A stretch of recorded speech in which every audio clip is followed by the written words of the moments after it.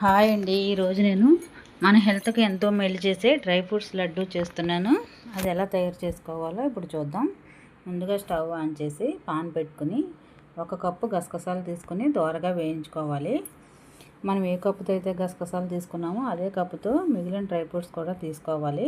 ముందుగా పాన్లో నెయ్యి వేసుకుని 1 కప్పు గోంది వేసి వేయిస్తున్నాను.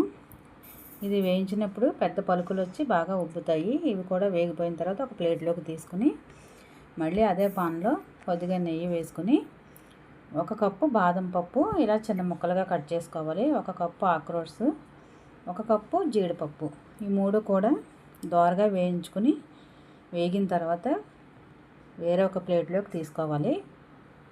తర్వాత మళ్ళీ అదే పాన్లో కొద్దిగా నెయ్యి వేసుకుని 1 కప్పు పిస్తా పప్పు, 1 కప్పు పుచ్చగింజలు, 1 కప్పు గుమ్మడి గింజలు, 1 కప్పు సన్ఫ్లవర్ సీడ్స్, ఈ 4 కూడా వేసుకుని వీటిని కూడా దోరగా ఫ్రై అయ్యే వరకు వేయించుకోవాలి. ఇవి వేగేటప్పుడు కమ్మటి వాసన వస్తుంది. అలా వస్తే సరిపోతుంది, ఎక్కువగా వేగనవసరం లేదు. తర్వాత వాటిని కూడా ఒక ప్లేట్లోకి తీసుకుని మళ్ళీ అదే పాన్లో కొద్దిగా నెయ్యి వేసుకుని 1 కప్పు కిస్మిస్, 4 అంజీరు ఇలా చిన్న ముక్కలుగా కట్ చేసుకుని వేయించుకోవాలి. తర్వాత 1 కప్పు ఎండు కొబ్బరి అది కూడా వేసుకుని కొంచెం దోరగా ఫ్రై చేసుకుని వాటిని కూడా ప్లేట్లోకి తీసుకోవాలి. తర్వాత మళ్ళీ అదే పాన్లో కొద్దిగా నెయ్యి వేసుకుని గింజ తీసేసిన ఖర్జూరం కాయలు వేసుకుని అవి కూడా కొద్దిగా వేయించుకోవాలి.